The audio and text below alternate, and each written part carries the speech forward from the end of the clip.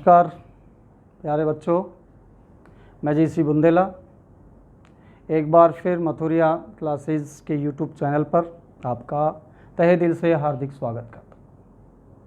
प्यारे बच्चों, कल अपन ने देखा कि जैसे जैसे अपन इस हिंदी के बारे में अपन ने थोड़ी सी जानकारी की थी, उसी हिंदी को आगे बढ़ाते हुए कल हमने सिर्फ इतना सा याद किया कि हिंदी शब्द कौन सी भाषा का है, हिंदी शब्द आया कहाँ से, हिंदी की उत्पत्ति कैसे हुई, हिंदी व्यवहारिक रूप से कैसे जानकारी की। कल अपन थोड़ा सा चर्चा में आए थे। अब हम इसी हिंदी को आगे बढ़ाते हुए कल हमने बात की भाषा पर कि भाषा क्या है, भाषा की उत्पत्ति कैसे हुई, भाषा किस तरीके से बनी और भाषा का हमारे दैनिक उपयोग में कितना लाभदायक है। प्यारे बच्चों, कल मैंने बताया था आप लोगों को भाषा संस्कृत की भाष शब्द से बना है और जिसका अर्थ होता है प्रकट करना। यानी भाषा संस्कृत का जो है भाष शब्द, इससे भाषा संप्रेषण का वो माध्यम है और संप्रेषण का अर्थ होता है आदान प्रदान करना। अर्थात भाषा संप्रेषण का वो माध्यम है जिसके द्वारा व्यक्ति अपने मन के भावों या विचारों का आदान प्रदान करता है। भाषा के विविध रूप के बारे में मैंने आपको कल बताया। एक थी हमारी राज्य भाषा, एक थी हमारी राजभाषा, एक थी हमारी राष्ट्रभाषा और एक थी हमारी मातृभाषा।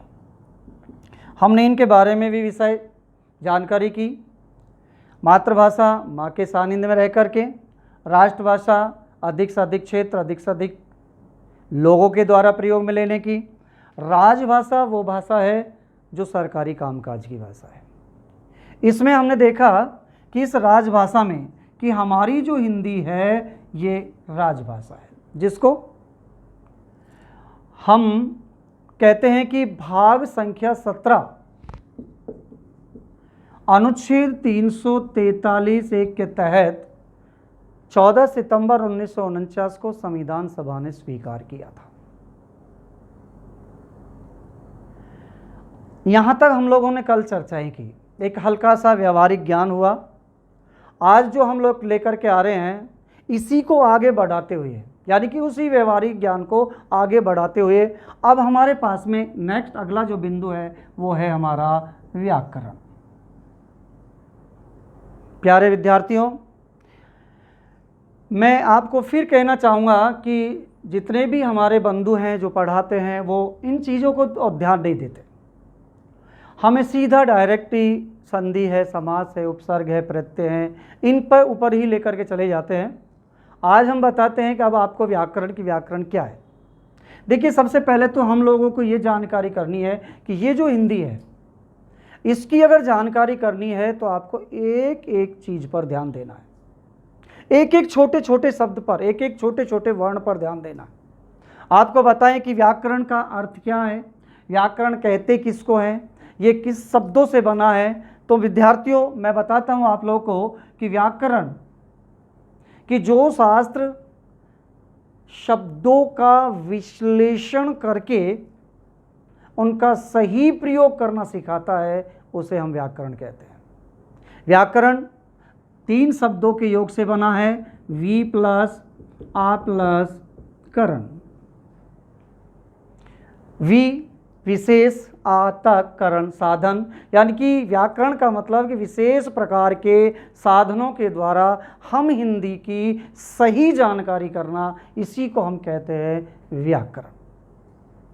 व्याकरण वी प्लस आ प्लस ल्युट धातु और ल्युट यानी कृत धातु और ल्युट प्रत्यय के योग से बना है, यानी संस्कृत के माध्यम से। वी प्लस आ प्लस क्री धातु यानी कि वी प्लस आ प्लस क्री धातु प्लस ल्यूट प्रत्यय इन सभी के योग से आपका व्याकरण बनता है। इन व्याकरण के आधार पर अब हम आगे बढ़ते हैं कि व्याकरण है क्या और इस व्याकरण में होता क्या है। देखिए, व्याकरण को सबसे पहले पढ़ने के लिए हमें सबसे पहले इस चीज़ की जानकारी करनी है। एक है हमारे पास में वर्ण और एक होता है अक्षर। व्याकरण में वर्ण और अक्षर ये दो शब्द ऐसे हैं, इन दोनों शब्दों को अगर हम जानकारी करें तो ज़्यादातर बच्चे जो है इन दोनों को एक ही मान के चलते हैं। ये दोनों बिल्कुल सही हैं, एक ही हैं। कई बार कई बच्चे इसके अलग अलग अर्थ भी बता जाते हैं। व्याकरण में वर्ण और अक्षर, देखिए व्याकरण में वर्ण जो होता है, इस वर्ण को हम लिखित रूप को कहते हैं और अक्षर हम मौखिक को कहते हैं। प्यारे बच्चों, जब आप लोगों से यदि वर्ण की परिभाषा पूछी जाती है तो ज़्यादातर मैंने सुना है कि वर्ण की परिभाषा जो अध्यापक देते हैं वो एक ही परिभाषा निकाल के लाते हैं कि हिंदी भाषा की वो छोटी से छोटी मूल ध्वनि जिसके और टुकड़े नहीं किए जा सकते। लेकिन प्यारे बच्चों, ये ध्यान दीजिएगा, और टुकड़े से मतलब क्या है?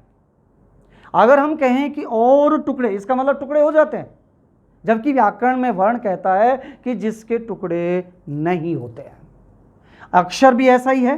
ए का मतलब होता है नहीं और क्षर का मतलब होता है विनाश, यानी कि कहने का मतलब है कि जिसका कोई विनाश नहीं होता, जिसका टुकड़ा नहीं होता, जिसको खत्म नहीं किया जा सकता, उसे हम कहते हैं अक्षर। अक्षर और वर्ण दोनों एक ही है, यानी कि हम दोनों को एक ही मान के चलेंगे, क्योंकि दोनों में अगर हम देखें समानता तो लिखित रूप को हम वर्ण कहते हैं और मौखिक रूप को हम अक्षर कहते हैं। बात आती है अब कि वर्ण होते कितने हैं, वर्ण कितने भागों में विभाजित किया गया है। तो अगर हम बात करेंगे पहले इस वर्ण की, हम आपको परिभाषा के रूप में बताते हैं कि वर्ण हिंदी भाषा की वह छोटी से छोटी मूल ध्वनि जिसके टुकड़े नहीं किए जा सकते। हिंदी भाषा की वह छोटी से छोटी मूल ध्वनि जिसके टुकड़े नहीं किए जा सकते, उसको हम कहते हैं वर्ण। वर्ण भी है। अब देखिएगा, वर्ण हमारे पास में क, बिल्कुल कई बार बच्चे कहते हैं साहब इसके टुकड़े तो हो जाते हैं, बिल्कुल होते हैं। आपको हम करके भी बता देते हैं, क और इसके ध्वनि होगी ए। अब क और ए दोनों जब निकल के आते हैं तो टुकड़े हो गए। लेकिन परिभाषा देखिए, ध्यान दें, परिभाषा कहते हैं, आप लोग कहेंगे सर आप कह रहे हैं जिसके टुकड़े नहीं होते वो वर्ण कहलाता है और आपने तो टुकड़े कर दिए, इसका मतलब वर्ण नहीं है। नहीं, बिल्कुल है। हमने कहा है परिभाषा हिंदी भाषा की वह छोटी से छोटी मूल ध्वनि जिसके टुकड़े नहीं किए जाते। आप इस क का उच्चारण कीजिए, अगर आप इस क का उच्चारण करोगे तो बिल्कुल आपको पता लग जाएगा हम इसके उच्चारण करने के बाद इसके टुकड़े नहीं कर सकते। बात आती है कि अब वर्ण जो है, हमारी परिभाषा तो दे ही दी हमने कि हिंदी भाषा की वह छोटी छोटी मूल ध्वनि जिसके टुकड़े नहीं किए जा सकते, उसको हम वर्ण कहते हैं। अब वर्णों की आती है संख्या। काफ़ी लोग जो हैं वर्णों को अगर हम देखें तो वर्णों की संख्या, यानी वर्णमाला में अगर अपन बात करते हैं तो वर्णमाला में वर्णों की संख्या होती है 44। इधर अगर हम बात करें मानक वर्ण, तो मानक वर्ण होते हैं हमारे पास में 48। अगर हम बात करते हैं देवनागरी लिपि में बात करें तो हमारे वर्णों की संख्या होती है 52। बच्चे कहते हैं कि साहब 48, 44, 52 ये कैसे हुए? तो ध्यान रहे, इन 44 को हमने डिवाइड किया है दो भागों में, स्वर और व्यंजन में। स्वर और व्यंजन, स्वर होते हैं हमारे पास में 11 और व्यंजन होते हैं हमारे 33। ऐसे करके टोटल हमारे बनते हैं, वर्णमाला में वर्णों की संख्या 44 होती है। इसी वर्णों में 44 में हम 4 वर्ण और जोड़ देते हैं जिन्हें हम कहते हैं संयुक्त व्यंजन। ये संयुक्त व्यंजन होते हैं 4, जिनको हम कहते हैं क्षय, त्रय, ज्ञ और श्रेय। ये 4 और जुड़ जाते हैं तो टोटल हो जाते हैं हमारे मानक वर्ण 48। और यदि हम इसमें 4 वर्ण और जोड़ दें तो हमारे पास में 2 तो आते हैं अयोग वाह वर्ण और 2 आते हैं द्विगुण व्यंजन, अर्थात 2 गुण हैं इसमें, 2 हैं अयोगवाह जिनको हम अंग और अह कहते हैं, और 2 होते हैं हमारे पास में ड और ढ। इस तरीके से ये दोनों जिनको हम उत्क्षिप्त वर्ण भी कहते हैं, ऐसे करके टोटल हमारे देवनागरी लिपि जो हमारे पास में पहले भी आई, मैंने आपको बताया था कि देवनागरी लिपि को भी हमने 14 सितंबर 1949 को ही संविधान सभा ने स्वीकार किया था कि हिंदी हमारी राजभाषा होगी और उसकी लिपि जो होगी वो देवनागरी। इस तरीके से ये टोटल मिलकर के आपके जो है देवनागरी लिपि के हो गए 52, मानक वर्ण हो गए हमारे 48, और वर्णमाला में यदि हम बात करते हैं तो बनते हैं हमारे 44। अब आते हैं कि 44, 48, 52, हम अब इनका विस्तार पूर्वक वर्णन करते हैं। हाँ, तो अब देखते हैं हम 44, 48 और 52 का विस्तार पूर्वक वर्णन कैसे करते हैं। सबसे हम पहले लेते हैं इसी वर्ण में हमारे टोटल जो वर्ण है वो हैं 44, जिनको हमने 2 भागों में विभाजित किया, एक है हमारा स्वर और एक है हमारा व्यंजन। इन 44 व्यंजनों वर्णों को जो है हम अब बांटते हैं। पहले स्वर, कि स्वर कहते किसको हैं, व्यंजन कहते किसको हैं, कितने होते हैं और इनको कितने भागों में विभाजित किया है। सबसे पहले बात करते हैं हम स्वर की। स्वर कि वे वर्ण जो स्वतंत्र रूप से बोले जाते हैं, जिनमें किसी भी प्रकार का अवरोध नहीं हो, निर्बाध ध्वनि बाहर निकलती है, उन्हें हम कहते हैं स्वर। इन स्वरों की संख्या होती है 11। कई जगह आपने देखा होगा 10 भी मिलते हैं, कई जगह इनको 13 भी माना गया है, लेकिन मूल रूप से ये 11 हैं। और इन 11 स्वरों में कौन कौन से हैं मैं आपको बता देता हूँ। सबसे पहला है ए, दूसरा होता है आ, तीसरा छोटी, बड़ी, छोटा ऊ, बड़ा ऊ, रे ऋषि, ए, आई, ओ और औ। ये हमारे पास में 11 स्वर हो गए। अब इन 11 स्वरों में संख्या तो 11 हो गई, लेकिन आपसे पूछा जा सकता है एक प्रश्न कि वर्णमाला में जो स्वर हैं, वर्णमाला में मात्रा यानी कि मात्राओं की संख्या कितनी है, यानी मात्रा कितनी है। हमारे 11 तो स्वर हैं, लेकिन मात्रा कितनी है। अब बताएं मात्रा कितनी हो सकती है, तो ये बताएंगे, मैं आपके सामने रख देता हूं। 10, 11, 12 या 13 स्वर हमारे टोटल हैं 11, टोटल हैं 11।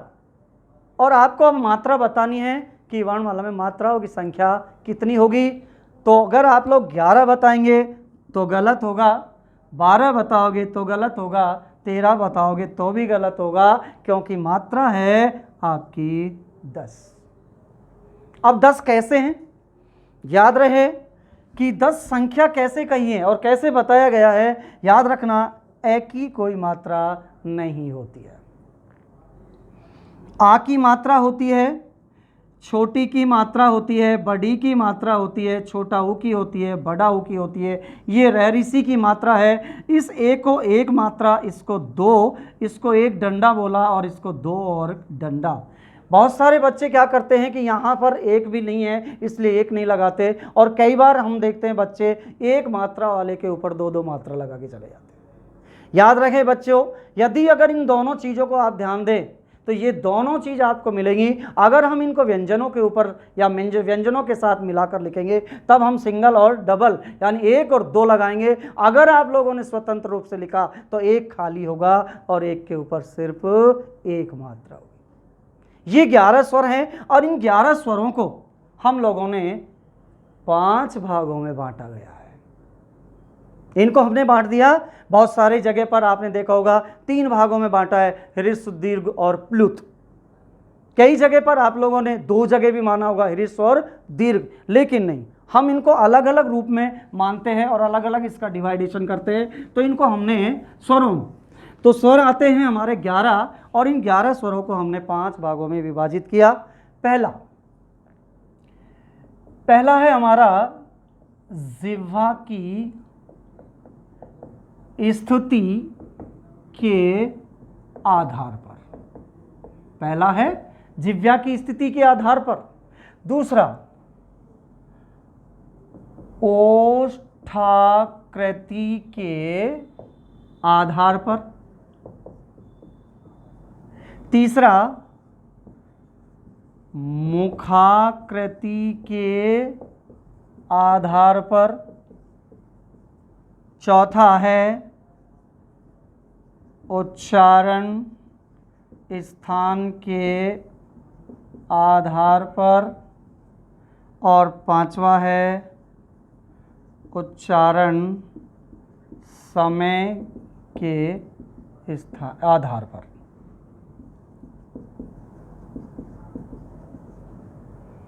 ये हैं आप लोगों के पास में 5। सबसे पहले जिह्वा की स्थिति के आधार पर।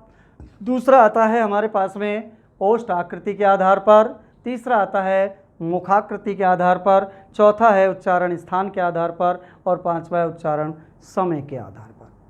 सबसे पहले हम देखते हैं पहले जिह्वा। देखिए बच्चों, जिह्वा है, सामान्य रूप से हम लोग जानते हैं सभी कि जिह्वा को हमने 3 भागों में बांटा है। और साइंस भी ये कहती है कि जीभ 3 भागों में बटी हुई है। और अगर मैं आपसे ये पूछूं कि चलो आपकी जिह्वा 3 भागों में बटी है, तो बताइए जीभ का अग्रभाग कैसा होता है, मध्य भाग कैसा होता है और पश्च भाग कैसा होता है। तो मैंने कई बार जब पूछा बच्चों से तो ये कि कहते हैं कि अग्रभाग मीठा होता है, बीच का खट्टा होता है, पिछला जो है कड़वा होता है। मुझे ये बताएं कि यदि मान लीजिएगा हम ये चीज़ कहें कि अगला भाग मीठा है और हमें कोई कड़वी चीज़ दे दी जाए और उसको हम अगले भाग के ऊपर रखें, तो क्या वो मीठी हो जाएगी? ऐसा नहीं है। जिह्वा सिर्फ खाली हमें स्वाद का पता देती है। जैसी चीज़ होगी वैसा स्वाद होगा। यदि हम कड़वी चीज़ खाएंगे तो हमें कड़वा स्वाद होगा और यदि हम मीठी चीज़ खाएंगे तो हमें मीठा स्वाद होगा। इसलिए हम सबसे पहले देखते हैं जिह्वा की स्थिति के आधार पर हमने इनको 3 भागों में विभाजित किया है।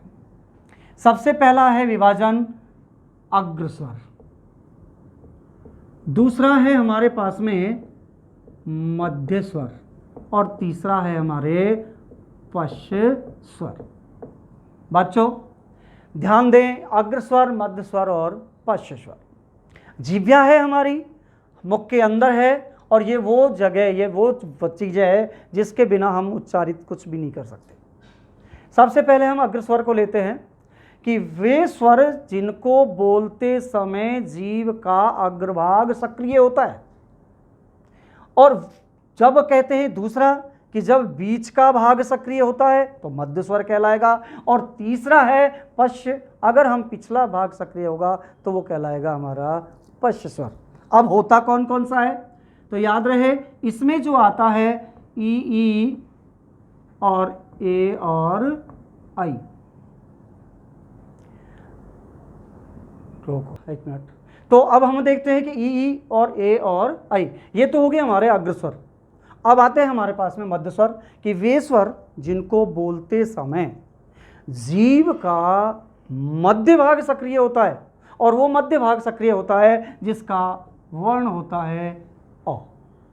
देखिए इनको सबको उच्चारण कैसे करते हैं ये भी मैं आपको बताऊंगा। अभी तो सिर्फ हम इतना देख रहे हैं कि होते कौन कौन से हैं। जैसे जैसे हम आगे बढ़ते जाएंगे हमें ये पता चलता जाएगा कि कौन सा आगे कौन सा पीछे, कैसे बोला जाएगा और कैसे इनका उच्चारण किया जाएगा। तीसरा आता है हमारा पश्च स्वर कि वे स्वर जिनको बोलते समय जीभ का पश्च भाग सक्रिय होता है उन्हें कहते हैं हम पश्च स्वर, जिसमें आता है अ, ओ, उ, ओ और औ।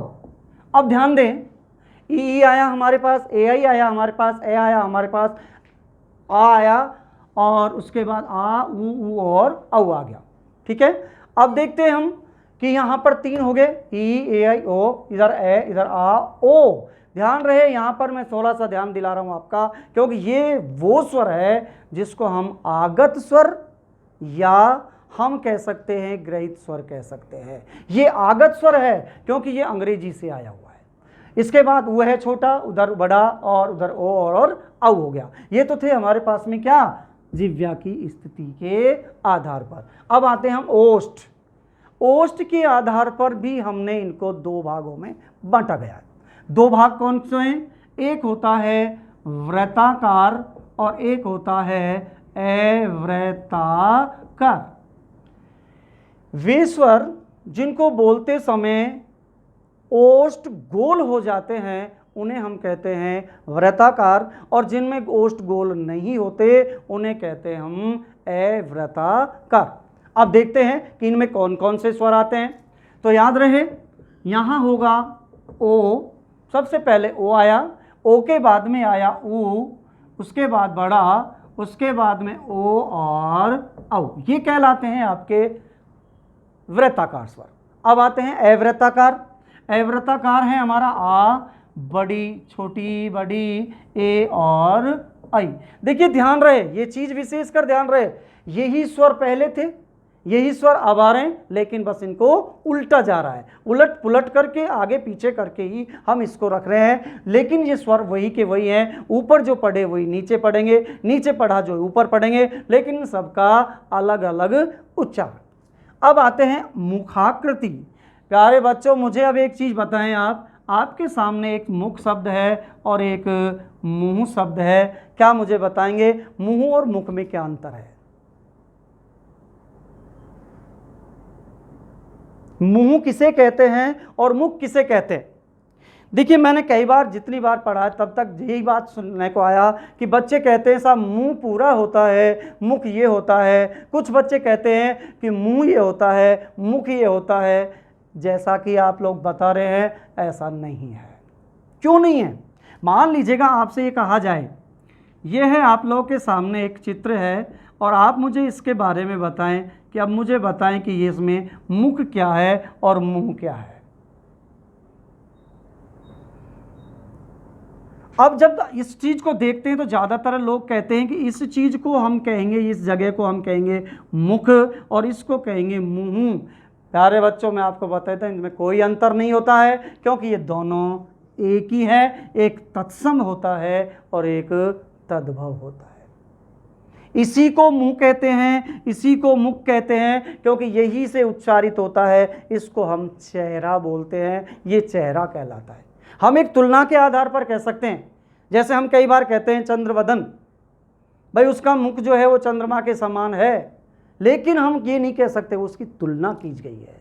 ये तुलना है, उपमा अलंकार आता है हमारे यहाँ, उस उपमा अलंकार के माध्यम से हम इसको आगे बढ़ाते हैं। तो याद रहे, मुख और मुंह में कोई अंतर नहीं है, एक तत्सम होता है और एक तद्भव होता है। अब आते हैं बच्चों हम मुखाकृति के आधार पर।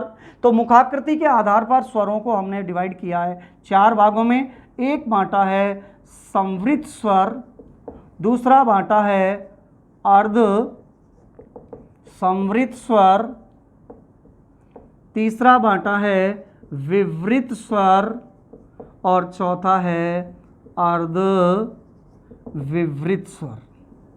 देखिए, ये ध्यान रहे, ये जो चल रहा है हो सकता है किसी के एग्जाम में नहीं आए, किसी की में आए, लेकिन ये वेस है, यानी कि आधार है। इस आधार के माध्यम से ही आप अगले जो टॉपिक आएंगे उन टॉपिकों को क्लियर कर सकते हो।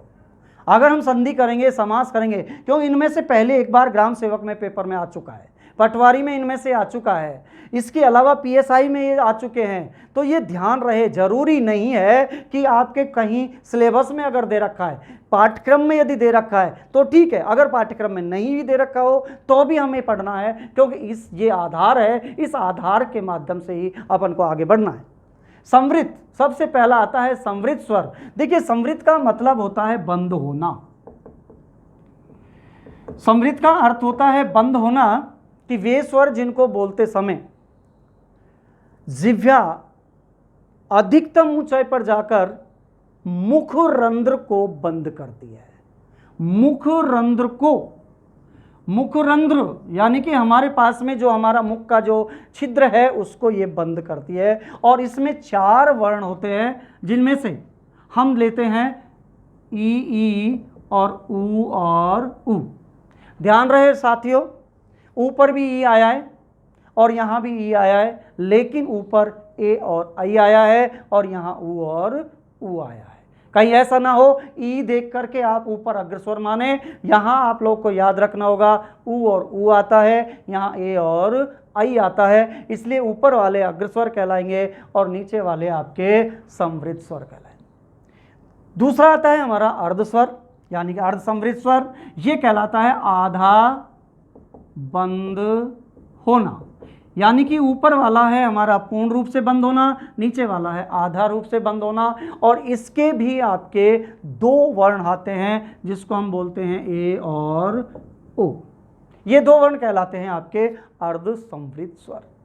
तीसरा है हमारे पास में विवृत स्वर। विवृत का अर्थ होता है खुला हुआ, यानी कि इसको बोलने में मुख का पूर्ण रूप से खुल जाना, यानी मुंह आपका पूर्ण रूप से खुल जाएगा, इसीलिए इसका एक वर्ण कहलाएगा जिसका नाम है आ। ये आ है, इसको हम पूर्ण रूप से खुला हुआ कहते हैं। और अर्ध विवृत का मतलब होता है जिसमें आधा खुला हुआ, अर्थात यहाँ पर हमारा जो होगा आधा खुला हुआ, ये वर्ण है। अब इस वर्ण में बचे कौन से, देखो ए आई आ गया, ओ आ गया, ई और ऊ आ गया, बचा क्या है, देखिएगा हमारा बच रहा है ए, ओ, आई और औ। ये आपके चारों वर्ण यहाँ हो गए। अब देखो प्रश्न कैसे करेगा, वो कैसे आपको इनमें से देगा, इनको उलट के देगा और उलटने के बाद में कहेगा सबसे ज़्यादा जो प्रश्न आजकल आते हैं सुमेलित कीजिए। अधिक से अधिक जो प्रश्न पूछे जाते हैं आजकल वो सुमेलित के पूछे जाते हैं, चाहे कोई भी सब्जेक्ट क्यों ना हो। आप चाहे किसी भी सब्जेक्ट में चले जाइएगा, चाहे मैथ पढ़ेगा, चाहे रीजनिंग पढ़ेगा, चाहे जीके पढ़ेगा, हिंदी पढ़िए, इंग्लिश, ज़्यादातर जो प्रश्न आता है वो आता है सुमेलित कीजिए, सुमेलित करो। या फिर आपके सामने होगा एक ही शब्द, कोई भी सवाल लिख दिया और उसके नीचे बीच में लिखा होता है नहीं है। ऐसे सवाल आते हैं और इस नहीं को हम लोग नज़रअंदाज कर जाते हैं और हाँ में उत्तर दे करके आ जाते हैं, इसलिए हमारा उत्तर हो जाता है गलत। इसलिए सबसे पहले आपको क्या करना है, प्रश्न को पढ़िए, पहले प्रश्न पढ़िए वो कहना क्या चाह रहा है, तब जाकर उसका उत्तर दीजिएगा। तो ये थे हमारे चार, संवृत, अर्ध संवृत, विवृत, अर्ध विवृत। और अब इसके बाद में आता है हमारे पास में उच्चारण समय या उच्चारण स्थान के आधार पर। उच्चारण स्थान, याद रहे उच्चारण स्थान को हमने दो भागों में बांट दिया है। पहला निर्नुनासिक वर्ण और दूसरा है अनुनासिक वर्ण। अभी कुछ समय पहले अगर आपने देखा हो तो एक एग्जाम में सीटेट के पेपर में अनुनासिक वर्ण के बारे में पूछा गया था कि चंद्र बिंदु को हम अनुनासिक कह सकते हैं या नहीं। तो याद रहे अनुनासिक वर्ण सीटेट में, यहाँ से जो भी मैं आप लोगों को बताया जा रहा है सीटेट, आरटेट, एचटेट में 100% पेपर में आए हुए प्रश्नों में से इनमें से प्रश्न आते हैं। अभी पूछा गया था कि अनुनासिक वर्ण जो है चंद्र बिंदु होता है या नहीं, तो ये निश्चित है ये चंद्र बिंदु होता है। ध्यान दें, निर्नुनासिक, निर्नुनासिक, देखिए निर्नुनासिक यानी ये अनुनासिक का मतलब होता है नाक और निर का मतलब होता है नहीं। इसका मतलब जो नाक से नहीं बोले जाते उनको हम कहते हैं अनुनासिक वर्ण। इसमें सभी स्वर आते हैं। अब हमारे पास में स्वरों की संख्या कितनी है, 11। तो हम 11 स्वर जो हैं वो टोटल हमारे निर्नुनासिक होते हैं। अब आता है अनुनासिक कि वे वर्ण जिनको बोलते समय वायु, ध्यान दें यहाँ से अगर आप लोग उच्चारित करोगे, निर्नुनासिक का मतलब है कि यहाँ से उच्चारित करोगे तो सारे के सारे आपके वर्ण मुंह से उच्चारित होंगे, और यदि यहाँ से उच्चारित करोगे तो आपके नाक और मुंह, यानी कि नाक और मुंह दोनों से उच्चारित होगा, तभी हम उसको कहेंगे अनुनासिक। निर्नुनासिक अकेला मुंह है और अनुनासिक आपका नाक और मुंह, अर्थात इसमें भी सभी स्वर होते हैं, टोटल स्वर होंगे और इन सभी को अनुनासिक को हम चांद बिंदु भी कहते हैं।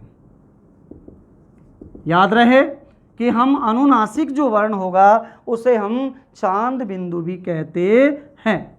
तो ये था हमारा 4 अर्थात स्थान के आधार पर। अब आते हैं हम, लास्ट पॉइंट बच रहा है उच्चारण समय के आधार पर। उच्चारण समय के आधार पर अगर हम बात करें तो उच्चारण समय के आधार पर हमने 3 भागों में बांटा गया है। 3 भागों में बांटा गया है। पहला ये देखिएगा, ये है हमारे पास में ह्रस्व स्वर, दूसरा होता है हमारा दीर्घ स्वर और तीसरा होता है हमारा प्लुत स्वर। प्यारे बच्चों ये ध्यान दें, अब आप लोग ज़्यादातर इनको पढ़ते हैं। जो अभी अभी मैंने ये रामायण बताया है, महाभारत बताई है, ये अभी तक नहीं पढ़ाया जाता है। आपको ये 3 पढ़ाया जाता है। लेकिन मैं कहता हूँ, दावे से कहता हूँ, यदि फर्स्ट ग्रेड या सेकंड ग्रेड में अगर कोई बच्चा पढ़ेगा, वो इनको पढ़ेगा तो निश्चित उसकी ग्रामर अच्छी होगी। इसके अलावा अगर कोई पटवारी में या एसआई में, पीएसआई में, किसी में भी पढ़ेगा ना, तो वो बच्चा अपने आप नंबर 1 आएगा, क्योंकि उसके नंबर आएंगे। उसको जानकारी नहीं है, अभी जानकारी नहीं है बच्चों को पूर्ण रूप से कि हमारे सामने हिंदी इतनी भी होती है क्या। अभी हम हिंदी के बारे में मात्र इतनी सी हल्की सी फुल्की सी जानकारी कर रहे हैं। अब आते हैं समय के आधार पर 3। तो सबसे पहला है हमारा ह्रस्व। देखो हम लोग बोलते हैं हर्ष, हर्ष बोलते हैं, जबकि ह्रस्व होता है, इसमें है आधा होता है और रे ऋषि स्वर मिला हुआ होता है। याद रहे, यहाँ हल जो है, यानी ये हल है, आधा है, स्वर रहित है, और इसमें जो मिला है वो रे ऋषि स्वर मिला हुआ है। सबसे पहले बात करते हैं ह्रस्व स्वर की, कि वे स्वर जिनको बोलते समय कम से कम या 1 इकाई के बराबर समय लगे, उन्हें हम ह्रस्व स्वर कहते हैं। ये संख्या में 4 होते हैं, जिन्हें हम लघु व मूल स्वर भी कहते हैं।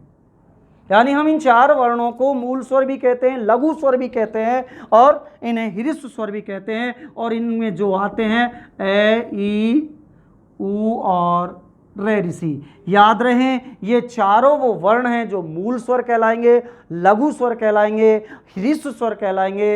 इनके कभी टुकड़े नहीं होते हैं। तो ये थे हमारे पास में ह्रस्व स्वर, मूल स्वर और लघु स्वर। अब आते हैं दूसरे नंबर पर दीर्घ स्वर। वे स्वर जिनको बोलते समय ह्रस्व से दुगना, ह्रस्व से दुगना, वे 2 इकाई के बराबर समय लगे, उसे हम कहते हैं दीर्घ स्वर। इनकी संख्या होती है 7। अब 7 कौन सी? वही 11 में। इनसे दीर्घ स्वर को याद रखें, दीर्घ स्वर को हम गुरु भी कहते हैं और हम इनको संधि स्वर भी कहते हैं। दीर्घ भी कहते हैं, गुरु भी कहते हैं और दीर्घ संधि भी कहते हैं। अब होते कौन से हैं? आपके आता है, बड़ी होती है, बड़ा ऊ होता है, ए होता है, आई होता है, ओ होता है और औ होता है। अब देखिए, यहाँ मूल स्वर थे 4, इनके टुकड़े नहीं होंगे। यहाँ 7 आपके दीर्घ स्वर हैं, लेकिन इनके टुकड़े हो सकते हैं। अगर हम इनको टुकड़े करेंगे तो ये सब टूट जाएंगे, अपने अपने स्वरों में निकल के चले जाएंगे। इसीलिए जब ये टूट जाते हैं, मिल जाते हैं, तो हम इनको संधि स्वर कहते हैं। तीसरा आता है हमारा प्लुत स्वर। याद रहे, ये प्लुत स्वर संस्कृत का स्वर है, ये हिंदी में काम नहीं आता है। फिर भी मैं आपको बताता हूं कि वे स्वर जिनको बोलते समय ह्रस्व से तिगुना, यहां दुगना है, यहां तिगुना, 3 इकाई के बराबर समय लगे, उसे हम कहते हैं प्लुत स्वर। ये संस्कृत के स्वर होते हैं, हिंदी में काम नहीं आते हैं। इसीलिए अब हम जब इसको लिखते हैं तो कोई भी वर्ण जब लिखेंगे तो इस तरीके से लिखा जाता है संस्कृत में, और जब इसका उच्चारण करते हैं तो इस वर्ण के माध्यम से इसका लंबा उच्चारण होता है। जैसे हम करते हैं ओ,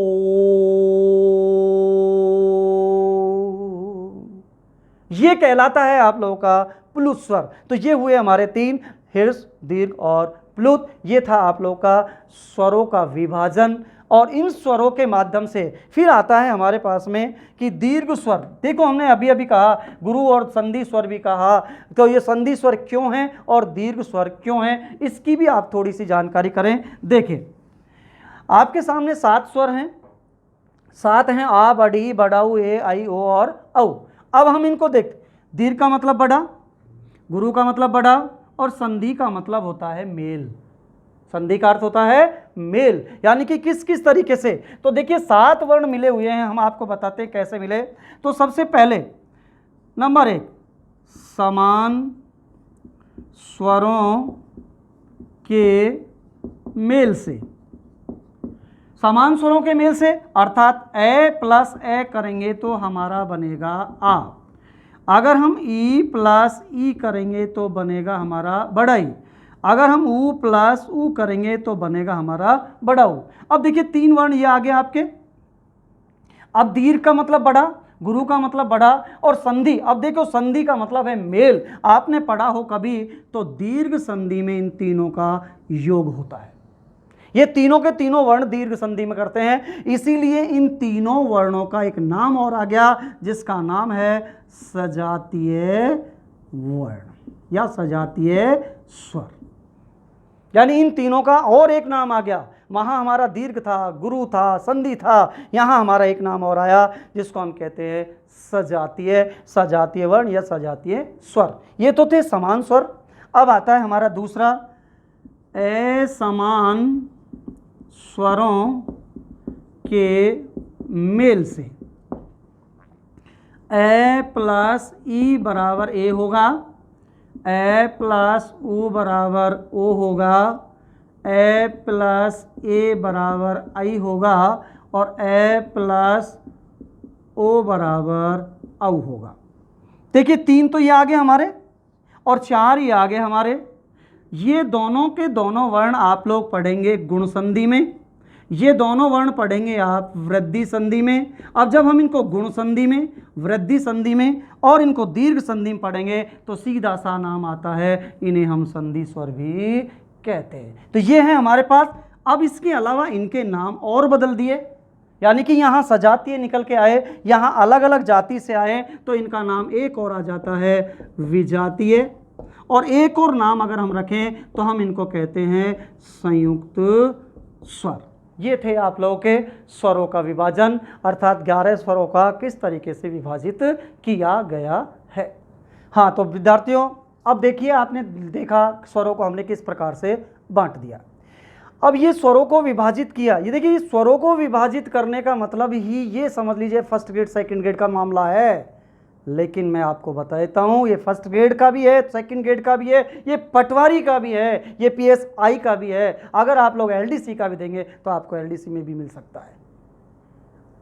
प्यारे विद्यार्थियों, अभी हम धीरे धीरे थोड़ा थोड़ा सा टॉपिक पर चल रहे हैं, इसलिए मैं आप लोगों से एक निवेदन कर रहा हूँ कि जितने भी विद्यार्थी इसको देख रहे हैं वो अपने फेसबुक आईडी पर, अपने व्हाट्सएप पर जितना ज़्यादा से ज़्यादा आप इसको शेयर करेंगे, जिससे कि वो गरीब तबके का विद्यार्थी जो गांव में है और उसको ये चीज़ नहीं मिल पा रही, उसको शेयर करिएगा, उसको लाभ होगा, आपका भी भला होगा और उनका भी भला होगा।